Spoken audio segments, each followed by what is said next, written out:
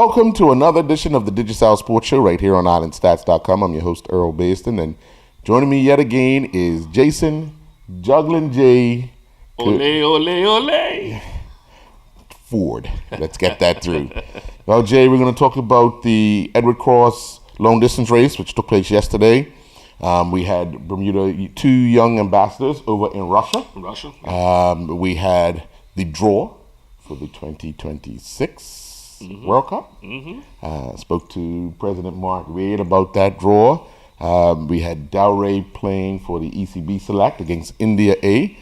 Kamal Levrock heading over to Canada. And of course, we'll talk about the local cricket scene as well. But we're going to get to all of that after this message from our sponsor.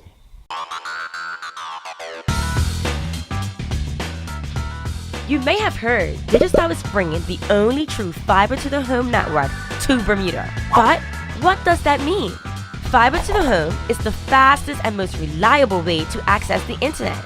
And with Digicel's fiber internet, the fiber goes all the way into your house. It doesn't just stop at the street. That means you'll get consistently fast speeds you can rely on. Think of it as a brand new internet highway that goes all the way into your home or office, and you can be one of the first to enjoy it. Visit digicelbermuda.com/fiber to register your interest in Bermuda. Well, Jay, on the high seas of the North Shore yesterday, excitement. I could put it down to an exciting 2.5-hour race. A tradition, a long-standing tradition of the Edward Cross long-distance race continues yet again. I was quite pleased with the motoring public that was out following the sailors, a tradition that's been around for years and years and years. And Malcolm Smith with Damian Payne was able to edge Heath Fogo and Stephen Dickinson. Their finishing time, I believe, was 2 hours, 19 minutes, 21 seconds. Heath Fogo was 2 hours, 19 minutes, and 27 seconds. And Rudy Bailey and his brother George were 2 hours, 19 minutes, and 37 seconds. So 16 seconds in between first and third, which makes it an exciting finish. I mean, the way the scenarios changed. There was a time when, obviously Malcolm led out of the Town Cup, which is very tricky. A lot of tacking going on. They still led going around Fort St. Catherine. But once they got round there, Heath got a little puff and ran out in front, got by the oil docks, and then Rudy and Malcolm kind of took a charge and took the lead. Heath kind of stayed out a little bit, hoping that win would come out. Almost paid off for him at the end. But I got a chance to speak with Malcolm and Damian after the race yesterday to get their assessment. On conditions, the race itself, and just the atmosphere of being involved in the 2018 Edward Cross long distance race. But first, let's get the start and the finish, and then the interview.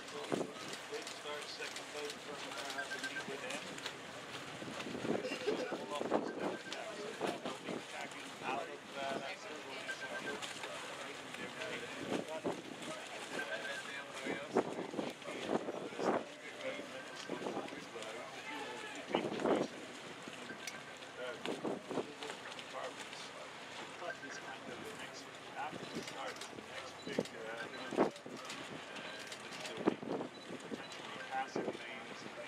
So how the sailors, they'll be keeping in their mind how they're going to negotiate the cut with this wind direction. This high size cut with the relatively small sails. There'll be big wind shadows can be bad, and you want to try and stay where the most breeze is going out. This wind direction.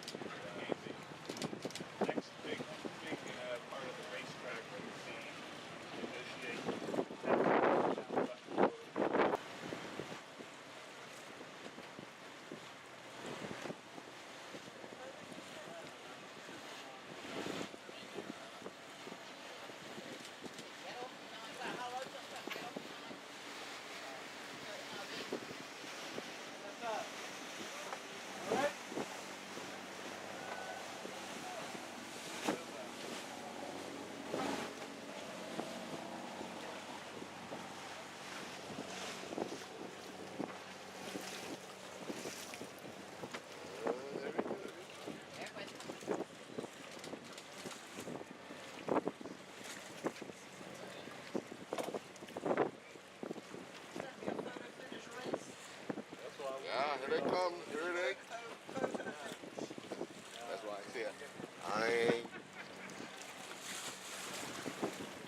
Nah, Malcolm's all right. Malcolm's all right. Yeah, yeah. Yes, sir. Stay here. Yeah. Yes, sir. Stay here.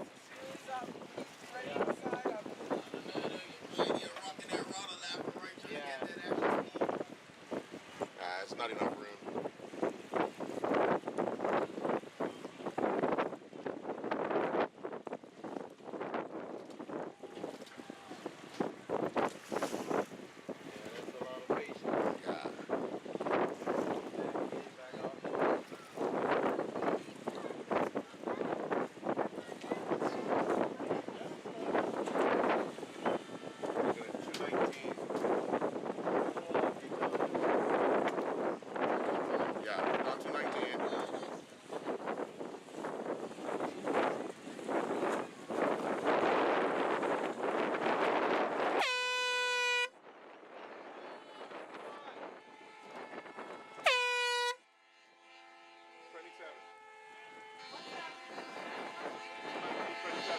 Dude, Steve, Heath. Yes, you guys. 1937. Well, fellas, first of all, congratulations. Thank you. Tough day, but right from the start, you seemed to get a good jump, get out of the channel first. What was the plan going around Fort St. Catherine? The plan was to lead and try and extend our lead, but it didn't quite work out like that. Rudy was, I think, in third at Fort St. Catherine. Steve in second. It didn't take long for Steve to actually get right on our transom. Heath Fogo, I should say. He was skippering the boat. He jibed out, and that's when we sort of separated with Heath Fogo. Rudy stayed on the same line we were on, and I think that was probably a better line. We got to the pressure a little earlier than the boats farther out. A lot of boats did come way inside, so it became pretty much a 2 race with Rudy and I. But as we got further down, Rudy managed to jump out, and then we'd get him back, and he'd jump out, we'd get him back. At times he would get like his own, I don't know if you want to call it private breeze or something like that, but you know, we knew that we had to stay close to him if we're going to make a race. And maybe, I guess it was off between Government House and Spanish Point. We got a really nice gust of wind that just brought us right back up to Rudy. And I don't think he was quite set up for it. And we managed to get right back up to him. And then the plan was basically, at that point, we had to get through him. So we went down low, and then we came up and managed to get through and in front of him. And from there, we needed to control and make sure we kept an eye on Rudy to where, you know, keep us between him and the finish. And we managed to extend a little bit as we got closer past Hogfish. I think we might have opened up 30, 40 yards on him. And it was probably enough for us to just keep working the waves and find the finish line. Then we saw Heath Fogo coming up to leeward, just marching like more speed than anybody. And Heath and Steve were just coming so fast. You know, but we had enough lead at that point where we could get to the finish line. Many people might not know, but crew does a lot of work when it comes to a day like today. Shifting weight a lot, back and forth. What are some of the things you went through for that 2.5 hours? Well, I mean, we just had to work the boat a lot, as much as possible, because, you know, like Malcolm said, I mean, Rudy Bailey passed us quite easily at one point, and he was really, really fast. And actually, both boats passed us. Heath and Rudy both had us at one point in the race. So it was about working the boat as much as possible and just optimizing speed. And like Malcolm said, when we got around Government House, the breeze did pick up a little bit, and we were able to work the waves, I think, maybe a little better. That maybe gave us a little edge. And I think that was a difference. But there was no letting up the whole race. And at one point, you know, Rudy looked like he punched out quite a bit. And it was tough. He was really, really fast. And so was Heath Fogo, by the way. I mean, that race could have gone one of 3 ways. It really could have at the end. Yeah. When you look at the day and you look at the conditions and so forth, what are you telling yourself before the race, especially to get out of the town cut, get around Fort St. Catherine, and then work your way through the swells up to Duckyard? Well, the plan was to get out to the course early, go upwind, up through the channel, find out what the wind was doing up there. So we had a good idea what it was doing prior to the start. Then we came back down. The race committee finally set up for the start, a little late, but the wind was shifting a lot in the harbor.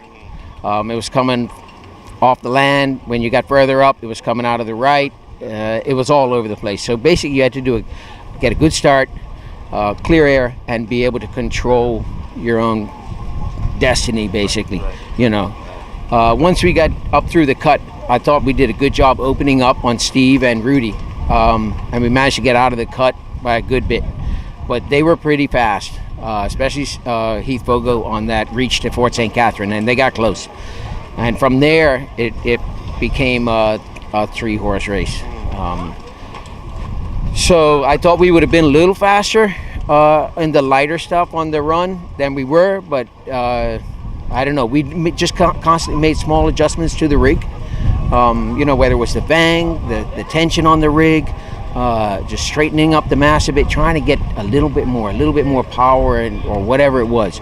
And I think, you know, we expected the wind to come in, be a little bit more earlier, but it held off until we were halfway down North Shore. And so once it did come in, it just played into our hand a bit, I think. All right, well, gentlemen. In the boat a lot, you know, just nonstop. All right, well, congratulations. Thank you very much. Thanks, man. Appreciate it. Thank you.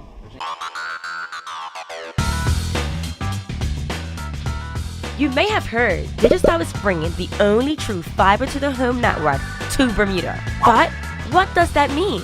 Fiber to the home is the fastest and most reliable way to access the internet. And with Digicel's fiber internet, the fiber goes all the way into your house. It doesn't just stop at the street. That means you'll get consistently fast speeds you can rely on. Think of it as a brand new internet highway that goes all the way into your home or office, and you can be one of the first to enjoy it. Visit digicelbermuda.com/fiber to register your interest in Bermuda's only true fiber. You booked your ticket for 2026? Well, Canada? I am happy Yes. but concerned. Edouard? Well, obviously, the head of the state. He'll be going. I'm just hoping that everything stays pretty. He'd be 2 years going by then, and anything that he's put in place. And I say that because if you watched over the last 2 weeks, just in the political sense, he's throwing the world into turmoil. Yeah, and especially when you're going up against your alliances, which is Canada, and then Mexico. We know what's good. Yeah. How we can get? We're gonna build a wall. Now, we know FIFA probably maybe stronger or more powerful. Just a touch. Just a touch. Yeah, just a touch. So it might have a little bit more influence. Yes. But I'm looking at. You know, you're hearing a lot of these trade agreements. Obviously, you might be concerned about travel. One thing about with United States getting the bid, and I was glad that they included Mexico and Canada. And I'll tell you why, Earl, because we spoke about this about the last World Cup. We've been doing this show a couple of years now. Oh yeah, quite a few. So what happens around World Cup time, also around the Olympics time? New stadiums are being built, taxpayers' money, and basically after the tournament, these stadiums go idle. They just dormant, wither away. Between the three countries, no need to build. Yeah, no need to. If anything, refurbish a little bit, but no need to build, and that's what helped the cause. And that's I'm thinking where FIFA has learned from past mistakes. Yeah. And the fact that it only made sense to have it in three places with 48 teams going to be that. Yes. That'll be the first time they have 48 teams. And I'm pretty sure there are countries now lining up each other in close proximity to say, you know what? Let's bid collectively together for the next one. What some of the challenges will be is travel. Yes. Okay, and I think, that may have been a knock on because you're looking at time zones. I'm pretty sure they're going to use the East Coast. I'm pretty sure they're going to use the West Coast. Yes.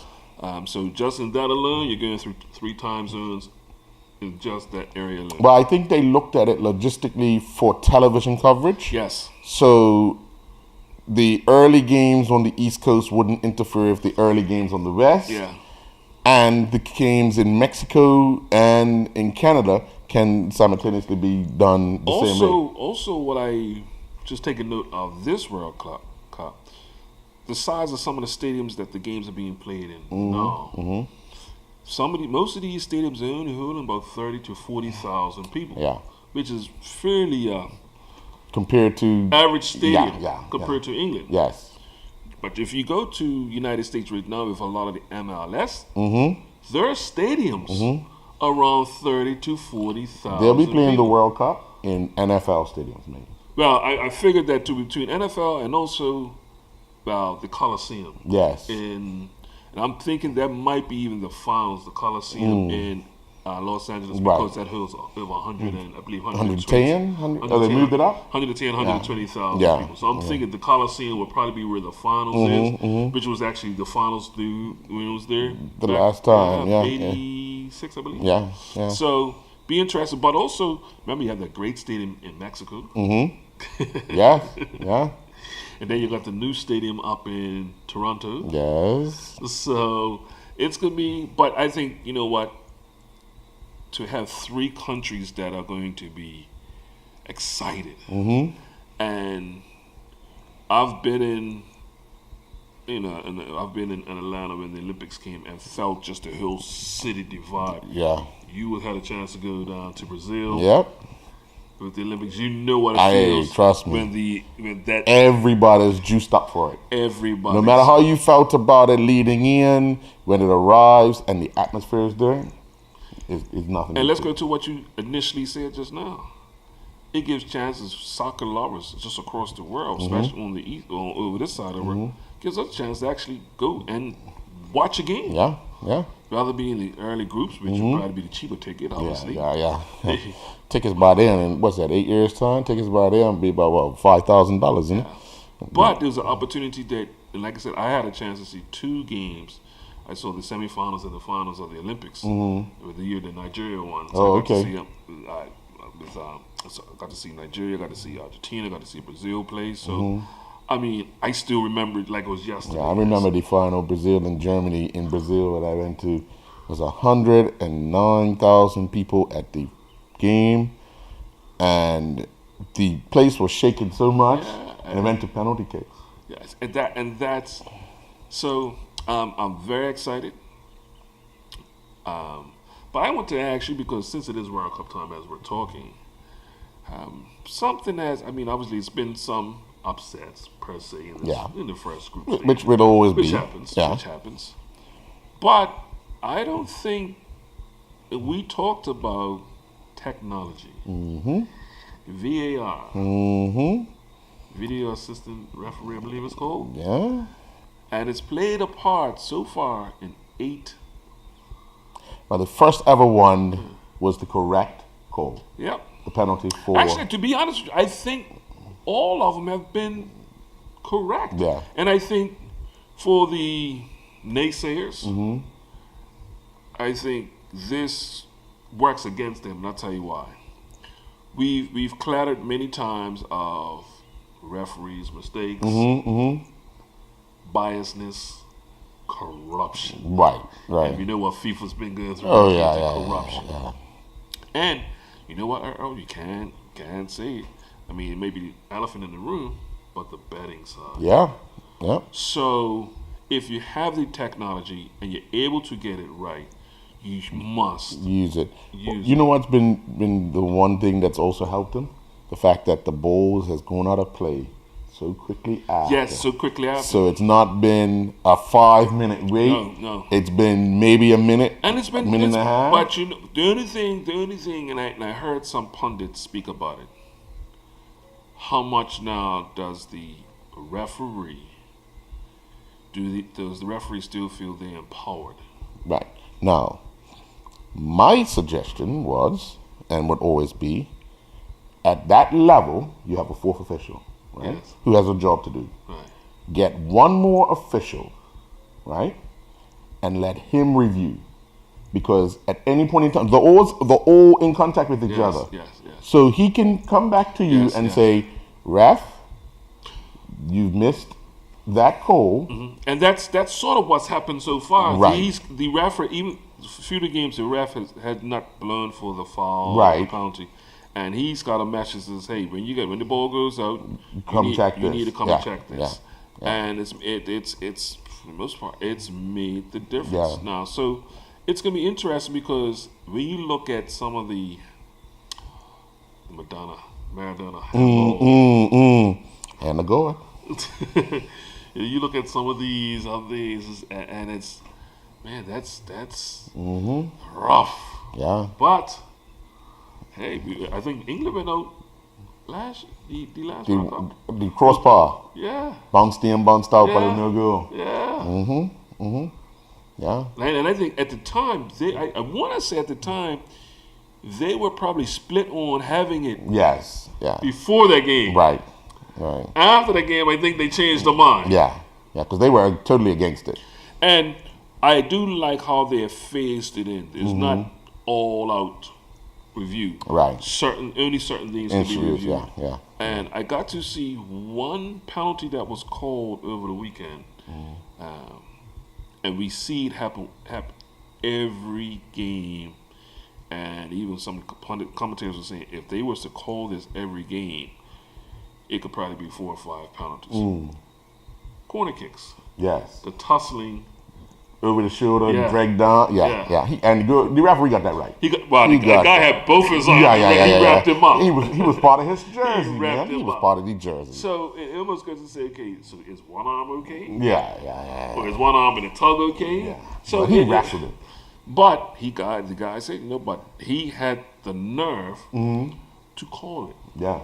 Yep. So a few things that I've actually enjoyed. And it's going to be interesting because we talked about styles of our national squad, and we're seeing this almost pretty much it's the landscape of football now. Yeah.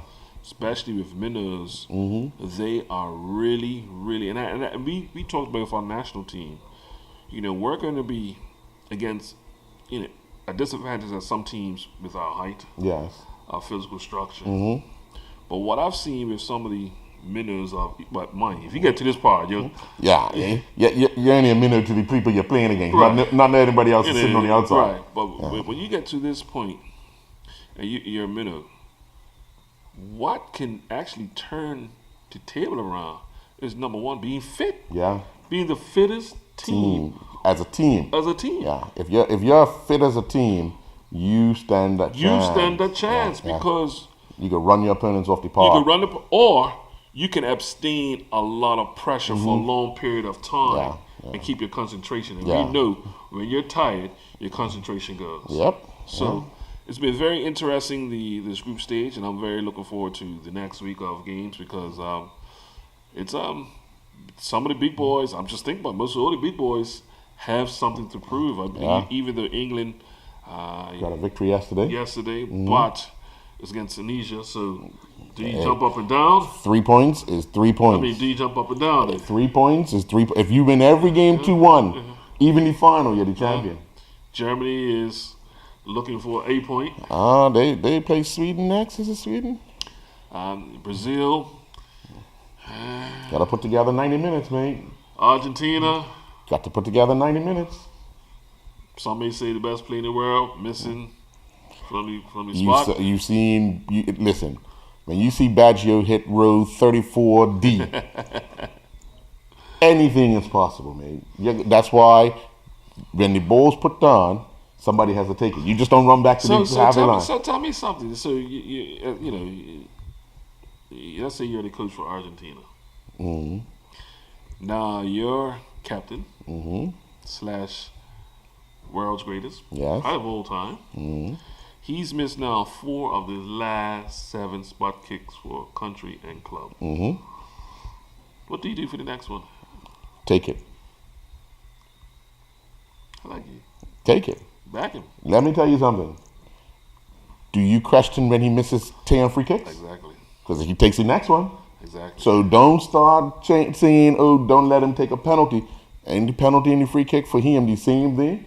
Sometimes you miss, sometimes it's saved. Sometimes you score. Well, we saw that with Ronaldo, that free kick. Yeah. And didn't have much. The crazy part about that game, Ronaldo didn't have a good game, but ended up with a hat trick. Hat trick, yeah. Yep. I mean, the last goodbye, the free kick was a screamer. That's just. It ain't nothing you could do about David that. De Gea is probably the best goalkeeper in the world, and he just. Yeah. Okay. Yeah, I'll get it there and come back off. But then even if that game, the Portugal and Spain game, David De Gea probably got the best goalkeeper making a blunder. But it all comes down. I mean, if you talk to the guys that are doing the licensing for coaching, the way the game is played now, goalkeepers are asked to keep the ball in play, keep it moving. Yes. And as you can see, he put his hands down. He was trying to instead of stopping the ball, he was trying to push it to the side in order to get off from his knee and keep playing. We talked about that with the decision not too long ago. With the goalkeeper trying to make the next move. That's right. The Liverpool goalkeeper. Yes. Trying to make the next move instead of the first move. Which is protect the ball first. Protect the ball. Stop the ball. But the way the game's played now, they don't protect it. You're the goalkeeper. You're supposed to be good hands, good feet. You're the sweeper. That could use your hands. Interesting. Yeah. But since Well, well, go ahead. Yeah, I'll let you go. Yeah. Because I was going to go to the fact that I got the chance to speak to Mark Reed while he was on Russia on the decision of CONCACAF. Yeah, let's hear winning that. the bid. Let's go to that. Right, I remember you want to do it at the end. Go ahead. I'm going to come back to the kids. All right. I'm going to go to these kids now. Got to see the kids, right? All right. 3, 2, and 1. Well, Jay, we had the contingent over in Russia that included BFA President Mark Wade, Sharice Bean, and Antoine Augustus on the FIFA side. And on the Friends for Football, which is a young program developed by FIFA and another company that got 2 youngsters from each and every country involved in FIFA to come over to Russia. Wow. One was a youth journalist, and the other was a player. And the player got a chance to be mixing amongst other players to play, and the youth journalist got a chance to interview coaches and players, and all a part of development and helping youngsters. My job's going. Yeah. Well, I got a chance to speak to both of them, and also got a chance to see Majesty Wilson in action doing interviews. Hello, Bermuda. This is Majesty Wilson reporting all the way from Moscow, Russia. I am the young ambassador of Bermuda, acting as a journalist for the Platform Football for Friendship organization. I was able to come into this once-in-a-lifetime experience based on strict guidelines and was the lucky participant chosen. The opening ceremony took up half of the first day of the F4F camp. During this 3-day camp, we did team building and training. My highlight so far was meeting my new friends Island Jaunty from New Zealand and Daniel from Ireland. Good afternoon, Bermuda. This is Amir Deer reporting from Moscow, Russia. I just want to let you know this is a wonderful experience for me to help develop my career as a young footballer. I have been selected by BFA to go to Russia and participate in Football for Friendship program. To get selected, I had to write an essay on why I wanted to compete. One of my main highlights was the opening ceremony. I was the captain of the Magellanic Penguins, and unfortunately we were eliminated from the tournament, losing 2 and winning 1, but we tried our best and had fun. I met people from all over the world, especially New Zealand and Ireland. This has been a very rewarding experience, one that will remain with me for the rest of my life. Hello, I am Majesty Wilson. I am from the country of Bermuda, and I talked to many young coaches on the football field of Sparks Academy.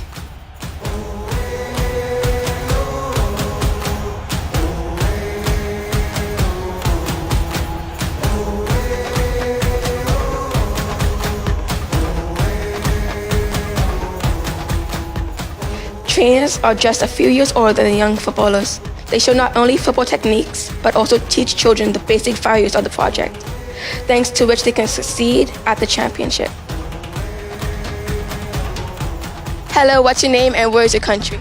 My name is Sinam Hussain and I'm from Venezuela. My name is Yusuf Mozum and I'm from Pakistan. Hello, my name is Bogdan and I'm from Russia, Rostov-on-Don.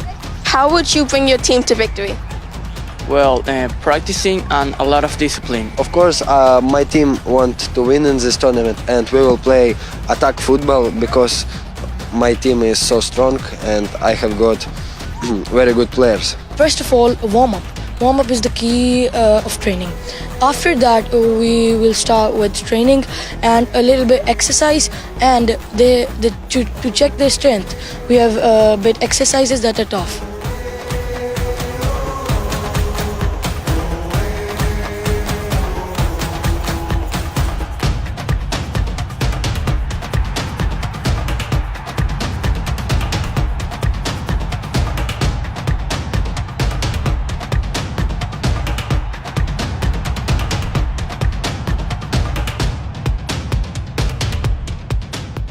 This is Majesty Wilson. I am from the country of Bermuda, and we are changing the world.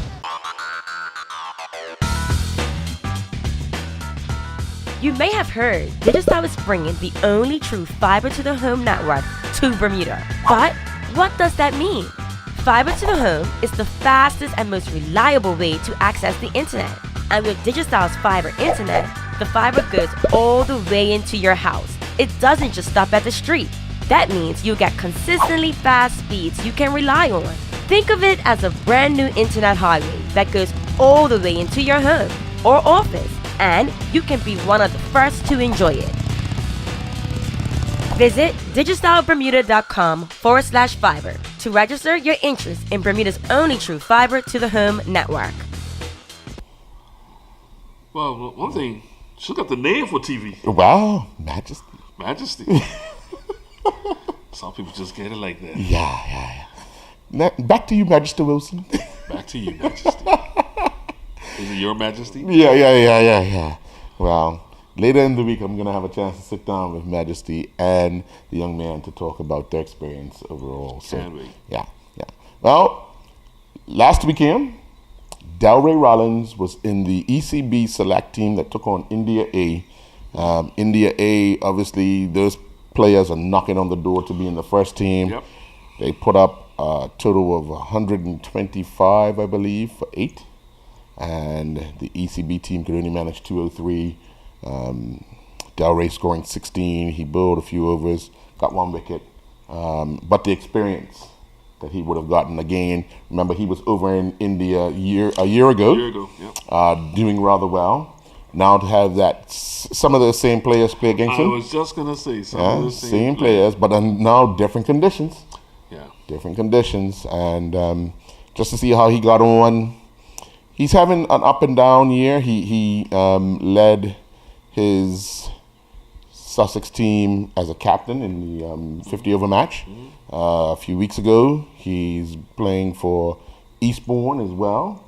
So he's steadily going about his business. Still young, still learning. Wish him what he best. What you think? Yeah, most definitely. I mean, we haven't seen a Bermudian at this level. So it feels like history every time, we talk about Delray. We never had a Bermudian who's playing against basically a touring team. Right. Touring test team. Basically, he's playing against the guys, okay, hello, somebody's injured, you're up next. You're next, yeah. So they have to be in good nick. They got to be in good form. And he's not like he's batting 11. He's batting 3, 4, and 3, 5. 4, and 5. Yeah. It's not like he has his 7th change, his 3rd, 4th change. Yeah. So he's not just playing, but he's an integral part of the setup. Yeah. It's one thing to say, okay, all right, I'm just glad he got on the team. Yeah. Or got on the team sheet. No, he's an integral part, and that's, I just smile every time because it's like, man, what next? Yeah. I mean, what next for Delray Rollins? And I don't think we understand when we talk about Florida Duffy. We say the same thing, like what? Because we don't. This is what we're in foreign territory. Right. Like you already exceeded what I can. The furthest thing I can even think about, you already exceeded that. Right. So, cricket, we talk about it up and down, and we'll talk about more about as far as seasons go. That happens. Yeah. You can probably do, even when it comes to preseason. Like you say, you know what, I've been struggling with my bowling. Let me put so much emphasis on my bowling. In the meantime, you got out of nick with batting. Yeah. And as an all rounder, he has to balance that out somehow. And that is the hardest part. And then sometimes, even with just batting or even with bowling, you can get hit for a 6 on one of your best balls. That's right. Or you can get a wicket with one of your worst balls. That's right. So, it's sometimes it's just the luck of the draw, the luck of the game. But you got to be consistent at it, and that's the key. And we from former interviews, that's what been his success. Yeah. It's just trying to be consistent. Yeah. You almost gotta have amnesia with results. Yeah. And your last ball. And what they call trust the process. Yeah. Anything with results, amnesia. Like you don't get too high if you win, don't get too low if you lose, and just keep pushing. And you hear most great players in any sport, that is some of their mindsets. Well, you were talking about you don't know what to expect. So it was a week ago that the draw for the Global T20 Canada was made, and Kamal Levrock was drawn in the Vancouver Knights. Matches get underway June 28th. He's off to Canada this week to get ready. He's in a team, Chris Gale.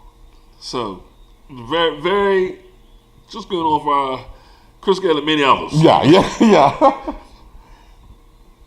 Just being on the team sheet. Yeah. Is a big plus. It's a big plus. But what I want to stress with this whole situation is that he was, as you would say, poached. Yes. From a small tournament. Mm-hmm. And I think the tournament was it Florida? The last one that they were in, no, that was in Cayman. Cayman. Yeah. In Cayman. So we're talking about Cayman. Small tournament. You never know who's watching. Yep. And numbers don't lie.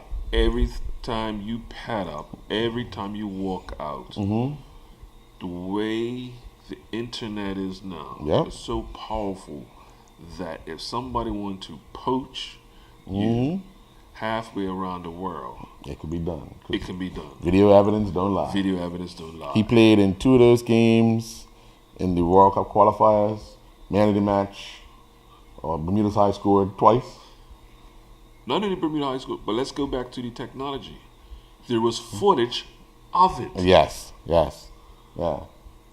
There was footage of it. See, sometimes it's hard to analyze a player just by the numbers. Just by the numbers. Yeah.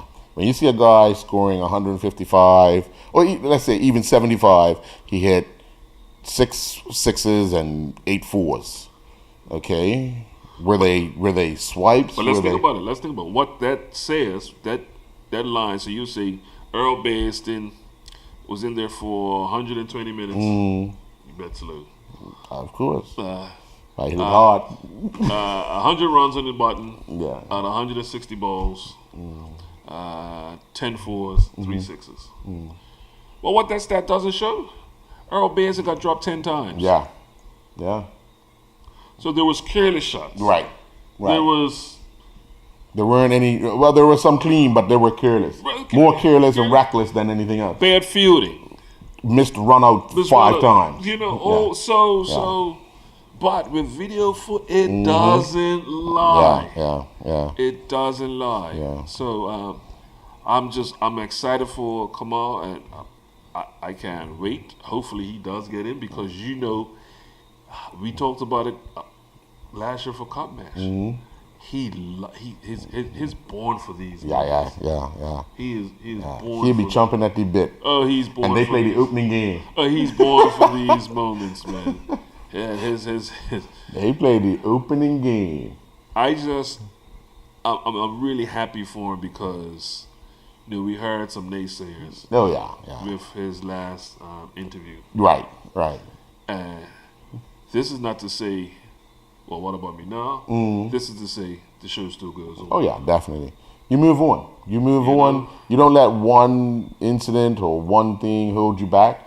Hey, he made a decision. He's made his decision, and he's moved on. And guess what?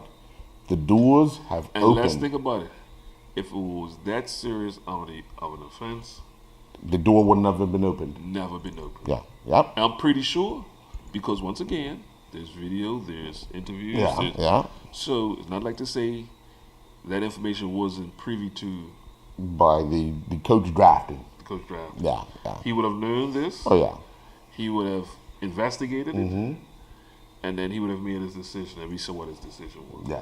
And just to top it off, we're not talking about a local coach. No.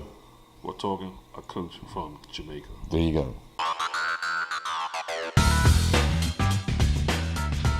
You may have heard Digicel is bringing the only true fiber to the home network to Bermuda. But what does that mean?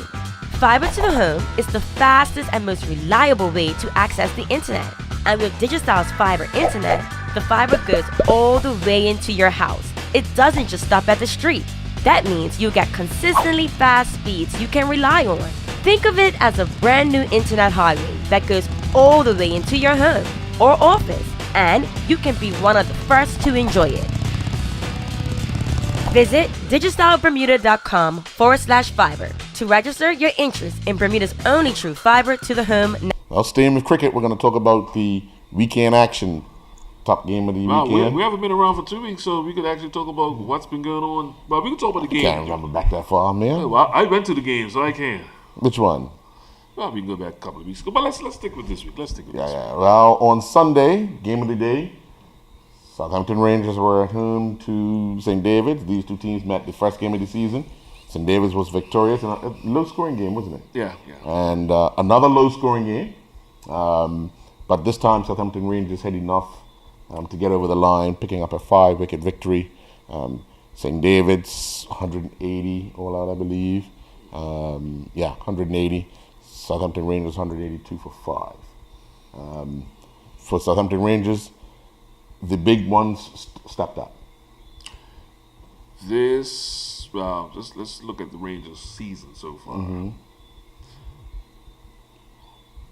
Few of the main players were away from the national squad for the Open Cricket. Yeah, and they won that.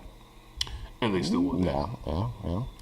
With some consistent batting from Ricardo Bringman and some good batting from Shannon Rayner and Malachi Jones. But then with the 50 over starting, you're seeing the captain, Dion Stowell. Lead from the front, Burling. Yeah. And batting 4, 5, and then after him, it's been Gennaro Tucker. Yeah. And I've watched the last, 2 weeks basically, watched them. Because they beat St. George's 2 weeks ago, right? Oh, no, Bayless Bay. Bayless Bay. Actually, I watched them the last 3 weeks. Oh, okay. Right. So I watched them beat St. George's. St. George's, then Bayless Bay. Right, Bayless Bay. So they played St. George's, Bayless Bay, and St. David's in 3 consecutive weeks. Right. And Earl Baston, I can tell you, Southampton Rangers is head and shoulders against those 3 teams strategically. Yeah. Thinking every ball, every over. Every scenario. So I talked about on our last show here how they was able to turn the game around with frustrating Trey Gibbons. With the Bayless Bay game, they worked out how many balls we need, even though the run rate was a bit slow. But if we just chip away, and it got to a point with the Bayless Bay game, they just had no answers. I was sort of shocked even with that game because when some of your main strike bowlers are not burning out that 10 overs and you're trying an over from anybody, you can see where the desperation came from. Where you just got anybody. Well, let's try. Yeah. We just need to break this up. Right, we need to break this up. And when you see teams do that, they're almost throwing in the towel. Yeah. Hoping for something. If they get it, they'll switch back. And I'm talking about, I'm not talking like last over of the game. I'm talking like 5, 6, 7 overs to go. And Rangers' batting is probably down to about 8. Now, that is without the services. And I believe he played, Rohan was probably his first game of the season. He didn't play on Sunday. Okay, so you still got guys like him who could come in at any time. A few other little players I got. But I will tell you what's been we're talking about Dion. Ricardo's had a great season. He had a good season last year. Yeah, he's been consistent this year. But he's been consistent. Also with the gloves, I gotta give my boy some love with the gloves because I've seen him do some good work. Yeah. But I'll tell you, Earl, what I've been pleasantly surprised about. What was our concerns? The youngsters going up to the plate. And why did we say we had concerns? Wasn't sure if they were gonna play. And if they was gonna play, it wouldn't have been it would have been just to fill in. But you see Nairobi. So I'm gonna go. So I have a history of the club, and just yesterday I thought about it. I could probably take you back to 1988. So I'm going back a little while. Good one. Got a little cobwebs over that. 30 years ago. Yeah. So 30 years ago, actually, around that time, Shiraz Ali was the coach of the Southampton Rangers. And there was a couple of youngsters down at Workman's who were, if they played, it was to make up the number. Right. Even though at the time Workman's had the likes of Lloyd Jeans, but at the time he was in his 50s. Harrington Anton Harvey. At Right. that time, he was in his 50, close to 50. Right. But just never really to let the youngsters come through. Right, right. Mind you, you had Robert True, who was knocking on 50. Yeah.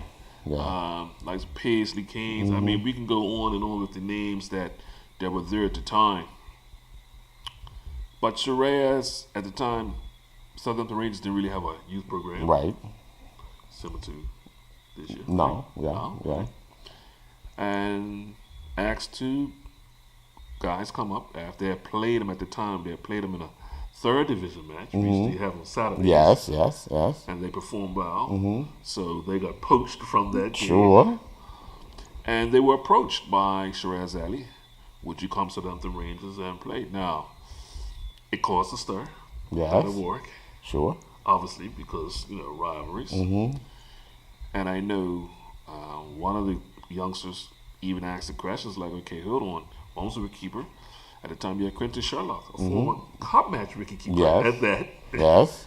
Like, how is he going to play if that's My spot. that's Mr. Sherlock. That's not even, that's Mr. Sherlock. Right. They says, no, this we're saying if you come, they're going to give you the gloves. Now I'm talking about myself. Oh, I figured you was. But the other person was Kyle Lightbourne as a bowler. And at the time, you had Calix. Calix Todd. Lee Rayner. Yeah. Dwayne Pickle Steve. Ricky Brangham was bowling at the time. Earl Jones was bowling at the time. Keith Wainwright was bowling at the time. Gary Crofton was bowling at the time. I mean, there was a lot of bowlers. But Rangers opened up the arms and Welcomed you guys in. and straight into the fold as being an integral part. That's what this is reminding me of, because the youngster Nairobi Mills, we saw some flashes with him down there, and we got to give kudos to B. Also, kudos to the BCB National Academy, I believe, has been involved in that setup for a minute. Yeah. But, hey, youngster, take the ball. You say you can build? Build. Bowl. And they have bowled it. Yeah. And I've watched even some of the video footage, because even watching it at the game, but then coming back and watching the video footage on Islandstats, you can see him working even mentally. Right. And like, we can go back to the game. We can go back to the weekend game against probably one of the most prolific openers we have on the island, Chris Douglas. Yeah. For an over and a half, maybe 2 overs, the ball was swinging a bit and pretty much sliding on the leg. Yeah. And sometimes Chris was, even though he getting inside, some balls were getting called, some was not getting called. Right, So he was getting the benefit of the doubt. Right. But he made a subtle adjustment.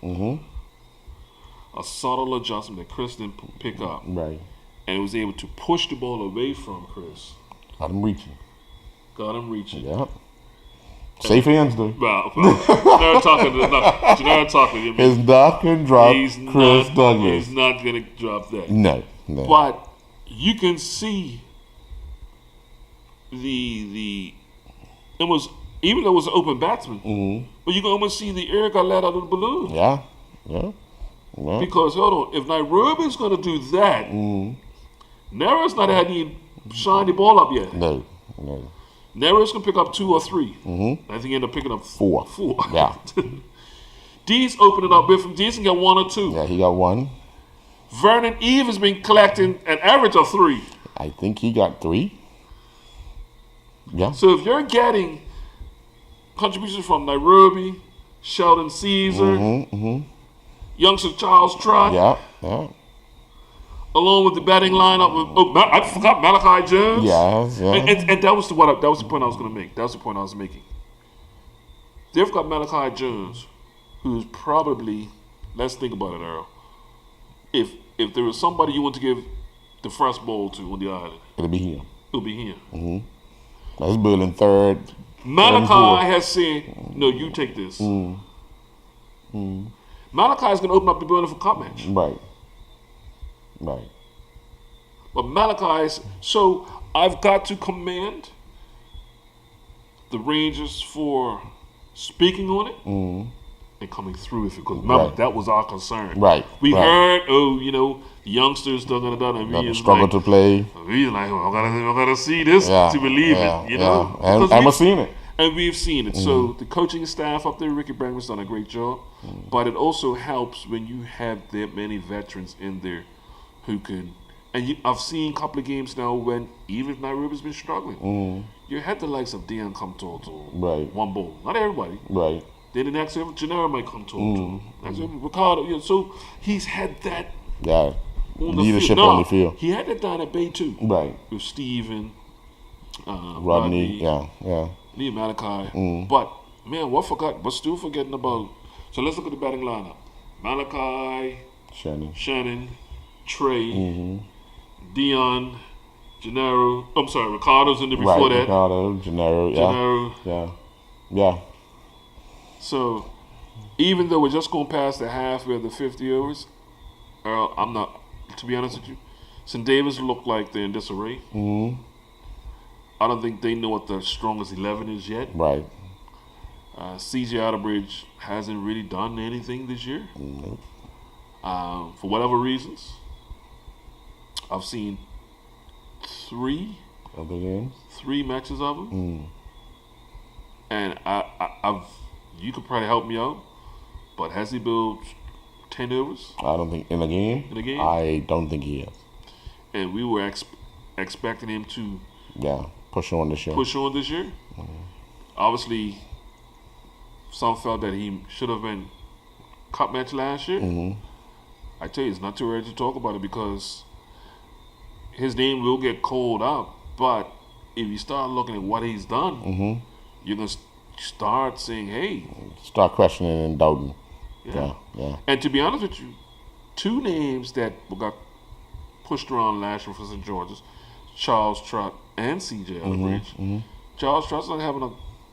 Well, I tell you what, if you look at Charles Trott's numbers, he hasn't taken wickets.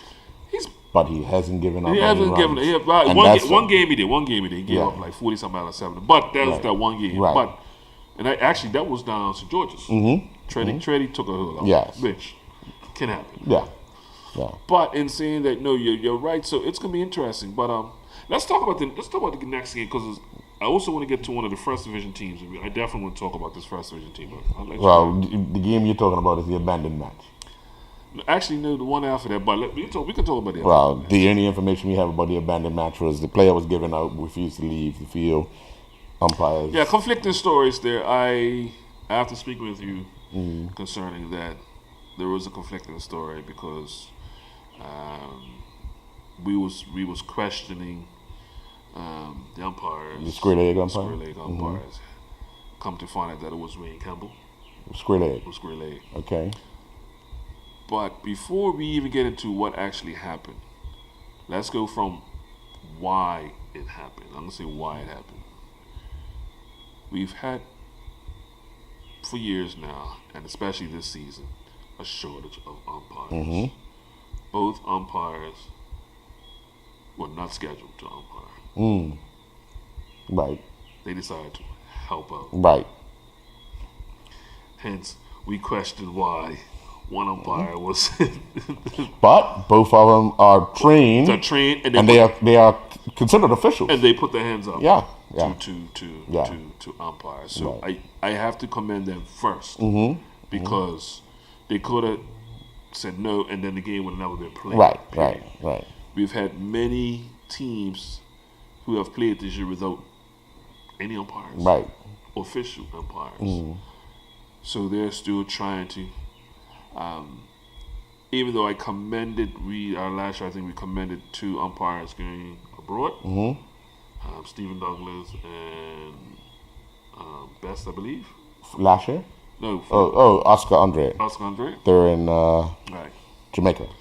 But for me, I feel a little conflicted now.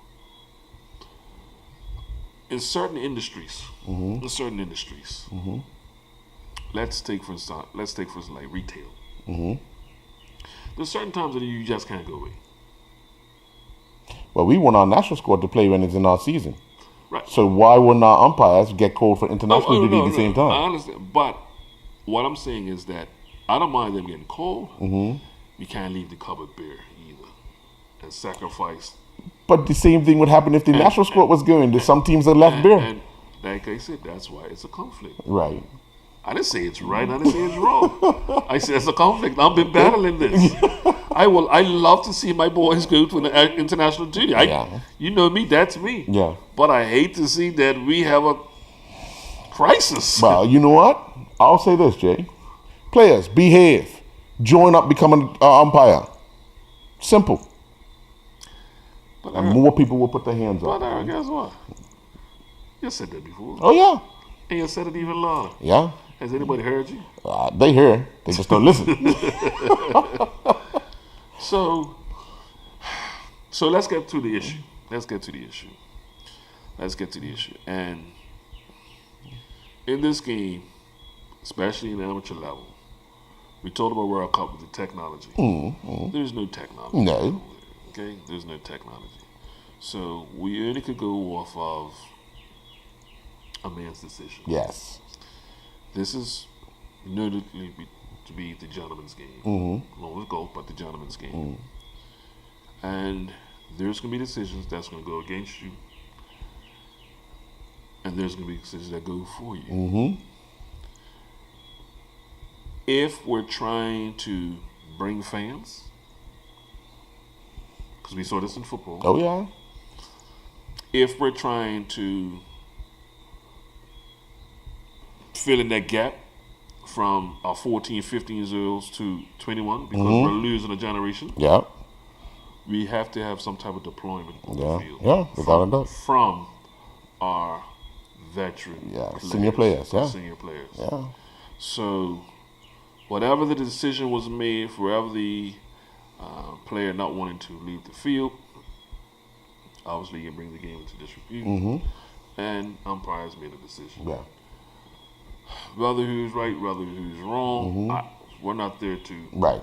I wasn't there to see it. Wasn't there to say it. I got that from the official I'm just score. looking at the actual incident, and I'm also looking at before what's caused it. Right. Maybe would have been the same. Would that player would have stood his ground if Roger Deal and Stephen Douglas would have umpired that game? Probably not. And that's the point I'm making. Yeah. Because to be honest, and I say this even about refereeing. Even though the referee and the umpire can make a mistake. Yep. Yeah. You must give that umpire and that umpire referee the benefit of the doubt because of this. So, that's my thing. Now you wanted to get to the first division. I wanted to get to the first division, and let's talk about the two top teams who were leading the first division. Flats and Cleveland. Yep. Mixed weekend for Flats. Mixed weekend for Flats, but good weekend for Cleveland. Oh, yeah.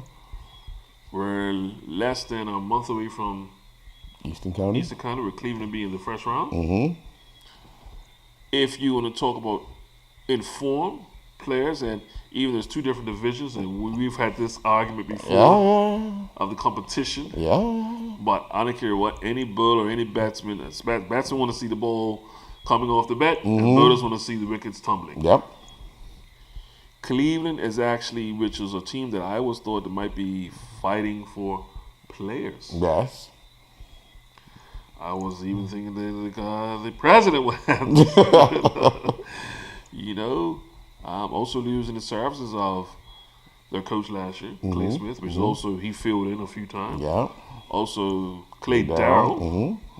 So there's extra. So also Treadwell Gibbons. Yeah. And Tamika. Yeah. So that's three players. Yes. That played an integral part in your team last year. But there's a couple of names that are standing out for me, and Flats first will be Reggie Baker, the bat, Kaiwan Franks, Dijon Carey, and Nelson Baskin Jr. Nelson must be leading the first division building. Yeah, wicket taking. Yes. Got to be. He's averaging 4 wickets a game. Yeah. Cleveland. Makai Young. Yeah. I do want to mention one other person in that threat. Polkar. Yes, Polkar. Yeah. Maybe Joel Wade seemed to. Yeah.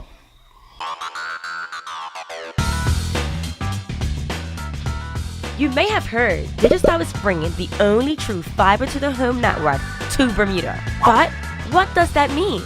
Fiber to the home is the fastest and most reliable way to access the internet. And with Digicel's fiber internet, the fiber goes all the way into your house. It doesn't just stop at the street. That means you get consistently fast speeds you can rely on. Think of it as a brand new internet highway that goes all the way into your home or office, and you can be one of the first to enjoy it. Visit digicelbermuda.com/fiber to register your interest in Bermuda's only true fiber to the home network. Yeah. Cleveland, Makai Young.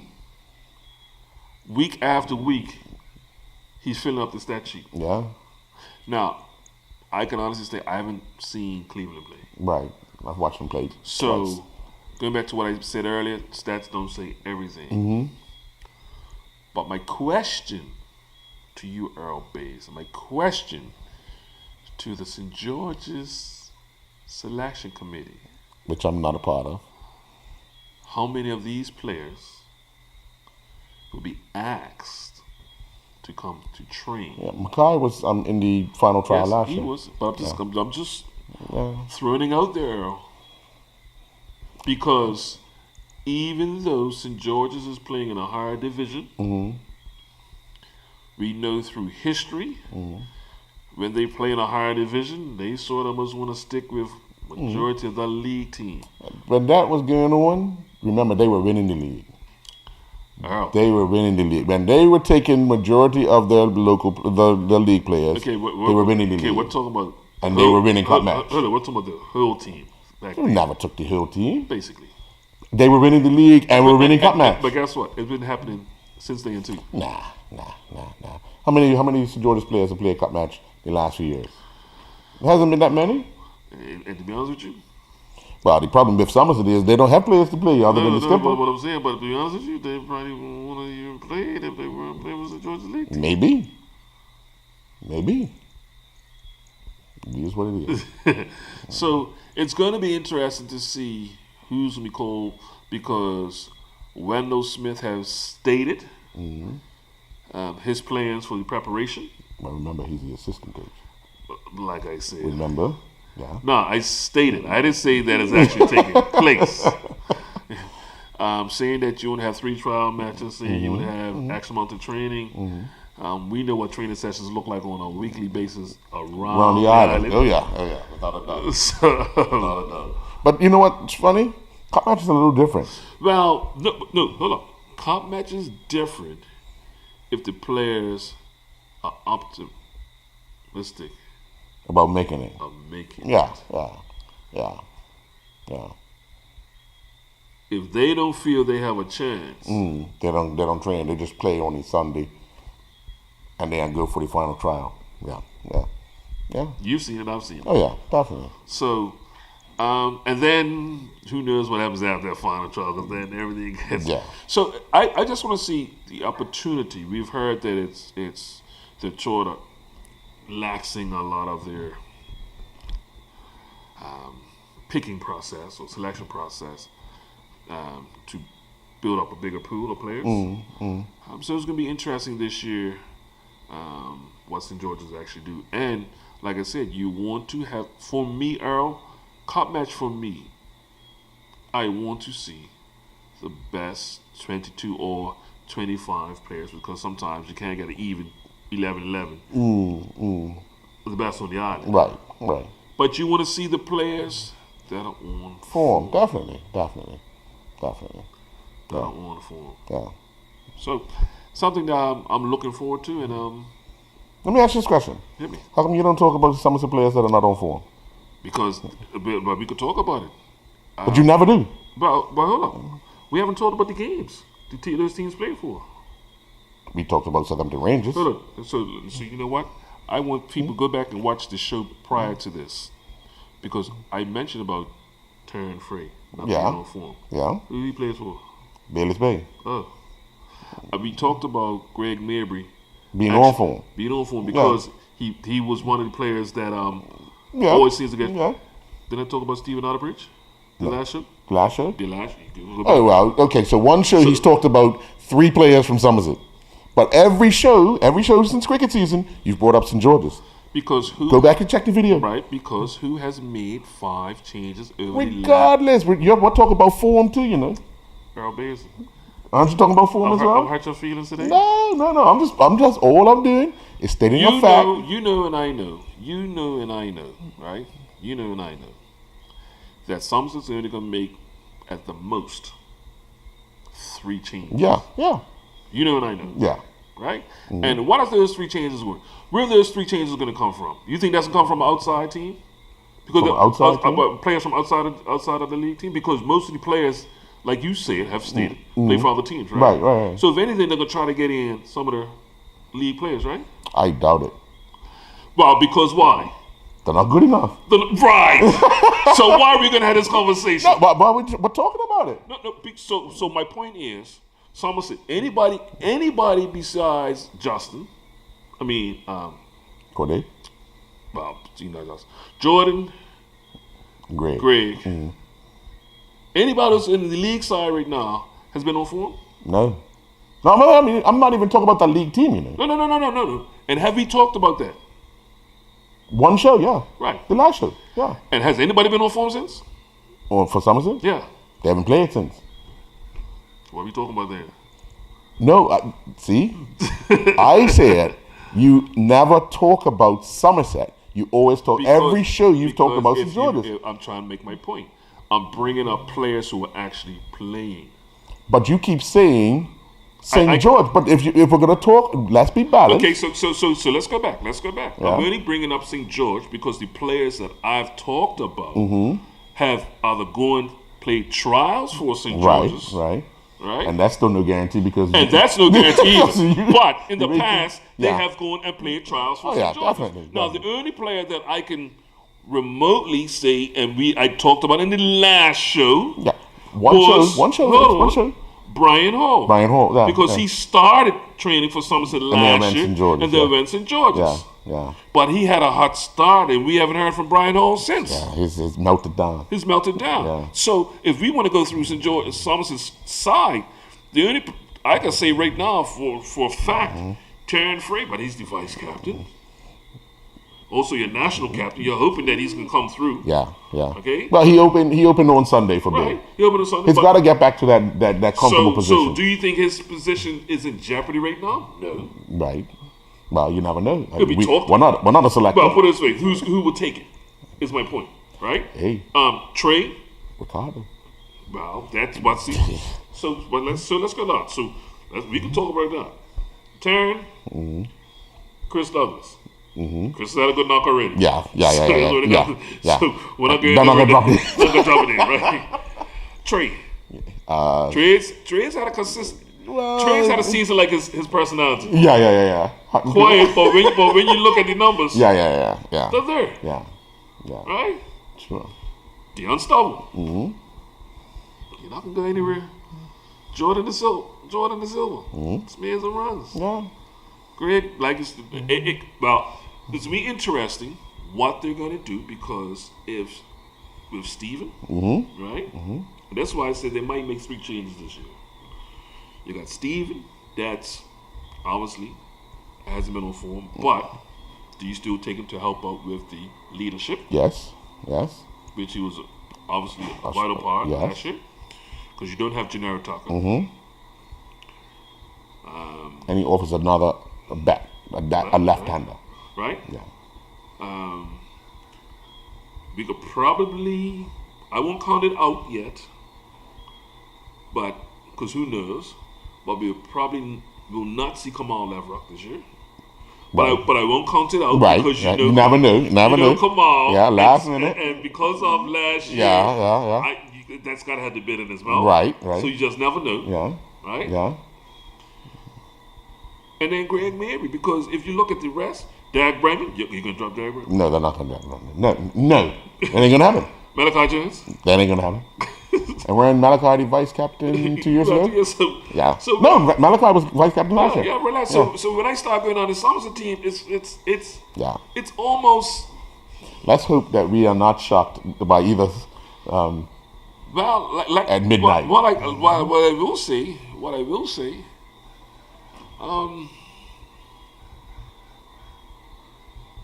Do we question Jacon right now? He's been coming good. And that's the point that I'm making. But the only thing is, he's not been wicket keeping. He's on and off, because I've seen him with the club. On and off. Because he played on St. David's. Okay. All right. But then you have Ricardo. Yeah. Hey. So it'll be knocks on doors. Yeah, Let's see what happens. So if I'm looking at, like I said, at the most 3 players. But if I talk about St. George's, I've got to talk just based off of the last 3 years, at least 5 players. Mm-hmm. Because let's think about it. Who's the coach last year? Colts. Zari Painter. Yeah. Yet to see him play locally. Yeah, he's been playing in England. Who else was the coach last year? He was the only one, isn't he? I can't remember the other. But just, even if you go with... Trying to remember who else was the coach. What is St. George going to do with... Sinclair Smith. What has he been doing over here? And that's so...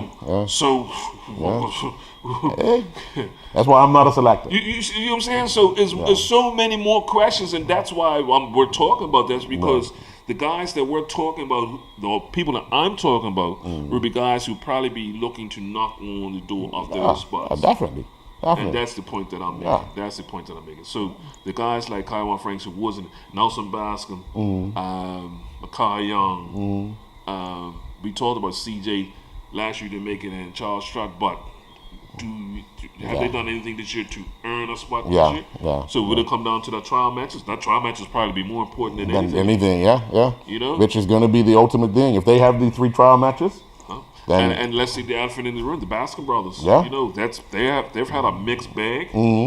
Onias, even though catching some wickets, but quiet of late. And also quiet off the bat. Yeah. A run that really hasn't gotten off. Kira's been making runs in England. But it's different. Does he come back and take the gloves? Yeah. Over Sinclair Smith and Tamika Wilson, who's now playing in the league squad? Yeah. Hey, I ain't no selector, mate. I ain't no selector. Will Delwan come back to St. George's this year? Never know. Will George O'Brien still play this year? It's so many. I hate to say it. Justin Pitcher, I saw him batting early. Yeah, he batted first wicket down on Sunday. Didn't look good at all. No. Did not look good. But as you say, right now, St. David's in disarray. So going back to detention there, you see, does it explain? It's not detention. All I said was, every show you've talked about St. George's. One show you've talked about something. That's fact. Ain't that a fact? Yes. Okay, so that's all I said. But keep it in context. But that's all I said. Keep it in context. That's all I said. No, you went on about... You was trying to allude to something else. No, I wasn't. All I said was, why do you constantly talk about St. George's and you never talk about St. And then when I stated that... What did I say? I said it was fact. I'm telling you, I'm talking that because of the players. Oh, well, there's players that play for the other team too. And we just ran on the other team. But we're gonna be consistent and talk about them all the time. If we're gonna talk about one, because there's 2 teams to play. Yeah. So we're gonna skip folks. So I'm just gonna have to keep beating the dead horse when it comes to Somerset. We know who basically decides going to be. So next week we're gonna talk about the same guys who's gonna play for Somerset next week. You feel? We're not sure. For crying out loud, we just went through this. We just went through this exercise. At the most, it would be his 3 changes. At the most. Oh, if we made 5 last year and you make 3 this year, what's that? We can make 11. You ain't making no 11 changes. Yeah. Family blood is thicker than water. Stranger things have happened. Blood is thicker than water down St. George's. Yeah. But before we go, there's a lot of interest in Naki Wells. Yes. From West Bromwich Albion. They have started to make some inroads into contacting. Mm-hmm. That talk ramped up over the weekend, and got really ramped up yesterday into today. And we'll see where it ends up. Well, let's put this in context while we're at it. West Bromwich have been demoted. Yeah, down to the championship. Obviously not getting the money. So you've seen a lot of the top veteran players have moved on. Yes. We said months ago this might be a great opportunity for him to either go out on loan or be brought by a championship because of the injury that Naki had. Yeah. And he wasn't I'm hampered this season. It was the injury. Yeah. You started off the season with injury and was just never able to get going. Yeah. Never started a game. Yeah. Never played a full game. Right. So he did, obviously behind closed doors. But the first team never got to, and not to say he didn't get a chance. Right. Got a chance. It's just the people that in front of him were scoring. Yeah. The whole situation did not pan out well. No. And unfortunately, it was led by the injury. Yeah. This will be I won't say a fresh start, but it'd be a more familiar start. Yeah. And to tell you the truth, if he does go to the championship and he does start to score goals again, that interest, because don't tell me Burnley will not be looking again. I'll tell you the difference. The difference is now, Earl, he'll be a year older. Yeah. He'll be a year older. Yeah. And that, in England, I watched a couple of 17-year-old players play World Cup. 17-year-old players play World Cup. Yeah. I saw a 19-year-old African goalkeeper play World Cup, Earl. So age is not going to be on his side. Right. And I say this because when we talk about players, we're not just signing players on a yearly basis. Yeah. Most of the times it's a 3-year deal. Right. So we're looking over what's going to be his worth over the 3 years compared to a youngster who's coming up in the academy, right, who may be, let's say, 15 years old. Yeah. So you're going to have to look at potential compared to what Naki is doing. Yeah. And then you start looking at the money. Right. So these are the things that hopefully it goes his way because we want to see him back on the field. Definitely. Well, folks, we kind of run out of time. Yeah, it's sort of. But before we go, I just want to say shout out to Shakai and the boys who raced overseas and actually had some good results. Yeah, they damaged the boat. Well, but they did. They done rather well. They didn't damage the boat going too slow. They've been invited back. Let's put it like that. They've been invited back, and I think once again when we talked about just playing internationally, we want to see not only our administrators, we're seeing them go to the World Cup. We also want to see our officials go international, but we also want to see our athletes. And given the opportunities, anybody getting an opportunity to go internationally, take it. Take the chance. Take it. Get the experience. Bring it back. And use what you've learned overseas to administer into your own organization here, i.e. time making. Same party. Big up Code Red. But also, you see my collars. Have a good night from the Digicel Sports Show. See my collars.